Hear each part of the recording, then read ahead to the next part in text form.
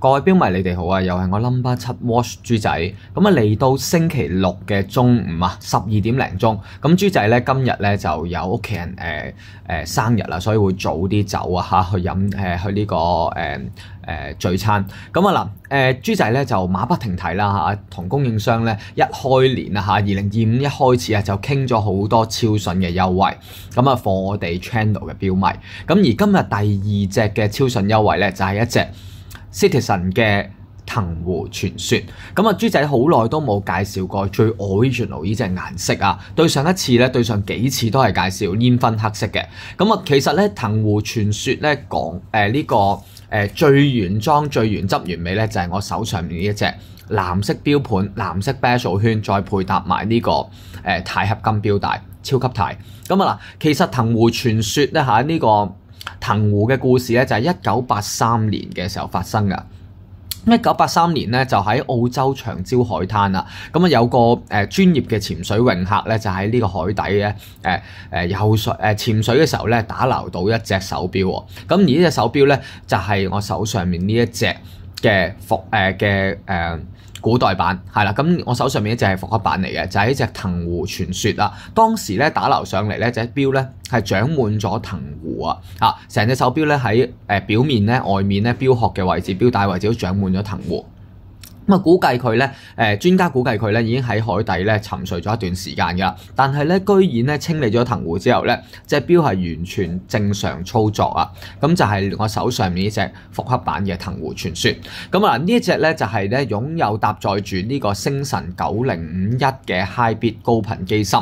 咁呢隻高頻機芯咧就抗磁16000嘅一個抗磁啦、內磁機芯啦，咁亦都係符合咗呢個 ISO 6425嘅標準潛水認證，咁亦都配備埋呢個超級鈦合金嘅外殼同埋超級鈦合金嘅錶帶。咁隻錶咧就係藍色嘅錶面，配搭咗呢個藍色嘅 bezel 外圈。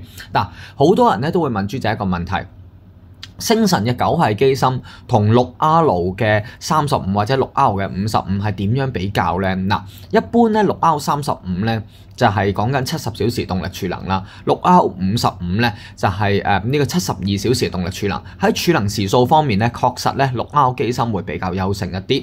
咁但係咧，如果講個機身嘅穩定性同埋講隻手錶嘅呢個準確度，就係呢個星辰嘅9051咧較為優勝一啲喎。點解咧？因為咧係佢係配備咗28800嘅震頻嘅，咁啊9051嘅機芯咧就係一個高頻機芯啦。嗱，提到高頻機芯咧就係咧好多標迷就會問啦，我記得上次咧講到高頻28800嘅時候咧，有標迷就話啦，28800震頻好高咩個頻數？咁當然我知道係有更高頻數嘅機芯啦，咁但係咧我自己個人認為啊，28800嘅震頻機芯咧較為喺機械錶裡面嚟講咧較為好啊。咁嘅原因咧就係咧頻數越高係咪代表越好咧？嗱，咁睇下你從邊個方面睇啦。因為頻數越高嘅時候咧，個問題就係咧，如果頻數越高嚇咁嘅時候咧，嗰隻錶咧嚇，譬如36000頻或者有啲7萬幾頻嘅手錶咧，佢維修嘅時間咧個密度都會相對咧較高㗎。咁所以咧就係因為佢每秒震動嘅次數多咗啊，所以咧就係會較為之維修嘅時候嘅費用啦，或者次數會頻密。咁所以28800頻咧，我自己個人認為咧，就喺機械錶裏面咧較為最合切嘅一個頻數，時間又比21600準確啦，亦都係佢嗰個耐用度亦都係相對比較高嘅。咁而呢個星辰9051嘅機芯咧，就由原本嘅9015 42小時動力儲能咧延長到50小時。咁但係如果喺儲能時數方面咧，就比起呢個 6R 機芯咧較為略為短一啲，但係喺準確度、穩定性方面咧，就係呢隻藤壺傳說採用嘅9051機芯咧較為穩定，咁可以話係一隻專業嘅潛水錶啦，因為佢符合咗呢個 ISO 6425嘅標準潛水認證。咁喺玻璃上面咧都配搭埋呢個礦物水晶玻璃錶面，亦都做咗一條深坑嘅一個車邊啊。咁啊呢個斜邊嘅車邊咧，令到成隻錶更加立體嘅。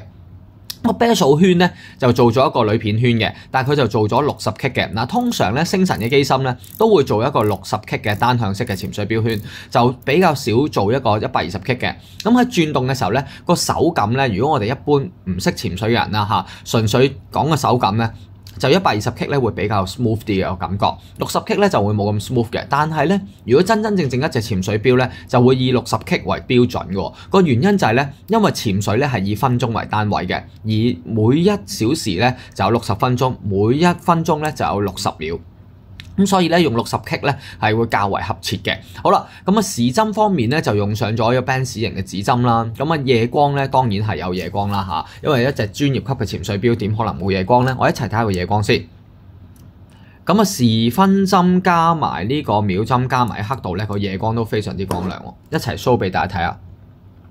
咁夜光都好光亮嘅。好啦，咁啊做咗深車邊啦，咁圍邊嘅位置咧就做咗一個凹凸嘅狗牙坑，咁都好順滑嘅。咁錶冠嘅位置咧就擺咗喺呢個3點位置，上面咧都有 ProMaster 個 logo 嚇。咁啊嗱，又做咗一個螺旋式鎖錶冠啦，配合200米嘅防水。嗱，普通一隻機械嘅潛水錶咧，對於男士嚟講咧都好吸引㗎。如果再配搭埋呢個超級鈦合金咧，就更加之吸引，因為提高咗個耐磨度啊嚇。咁啊係藍寶石波尾錶面啦，亦都係提高咗耐磨度啦，佢嘅耐用度啦。而超級鈦合金嘅外殼咧，就喺鈦合金嘅塗層上面咧，鈦合金上面咧加咗一層塗層，咁令到佢咧更加堅固、更加耐磨嘅。咁呢個亦都係非常之吸引。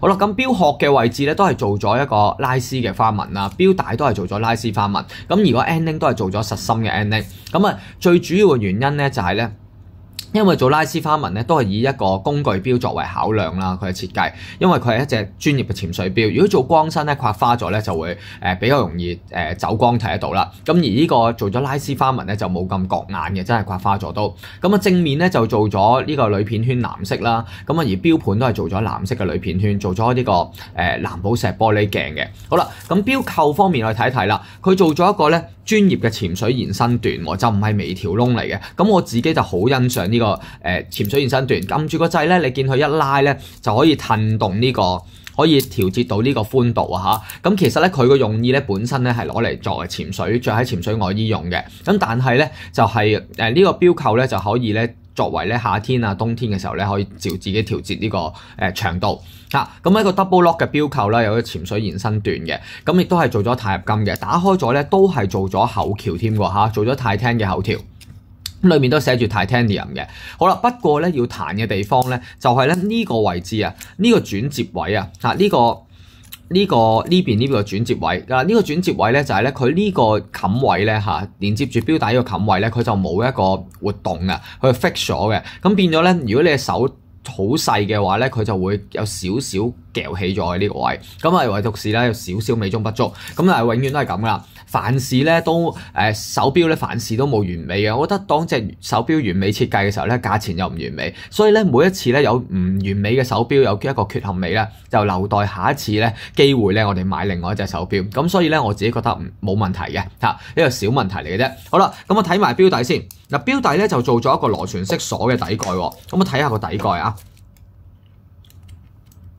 好啊，個底蓋方面咧就寫住咗呢個Titanium 啦，都係鈦合金啦，呢個底蓋做咗螺旋式鎖底蓋，抗磁16000啦，藍寶石玻璃錶面啦，底蓋都係呢個 Titanium 啦。咁啊有呢個 Dura-Tech 嘅塗層啦，寫住咗，同埋咧寫住咗9051嘅機芯啊。嗱，9051嘅機芯咧，我哋試一試佢先。頭先講過佢嘅好處啦，我哋向下轉動，放開咗錶冠先。嗱，向上轉動有得手上鏈啦，當然嚇9051嘅一個進階嘅機芯，同 Series 8同級嘅機芯啊嚇。